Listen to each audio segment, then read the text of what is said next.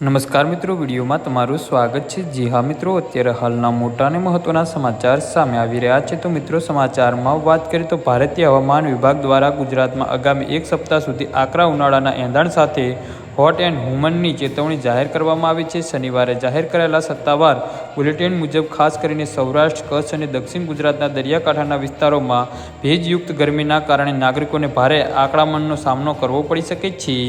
જી હા મિત્રો, હવામાન નિષ્ણાતોના મતે રાજ્યના આગામી 48 કલાક દરમિયાન મહત્તમ તાપમાન હજુ 2 થી 3 ડિગ્રી સેલ્સિયસ વધારો થવાની શક્યતા છે। ત્યારબાદ પારો સ્થિર થશે, પરંતુ ગરમીનું જોર યથાવત રહેશે।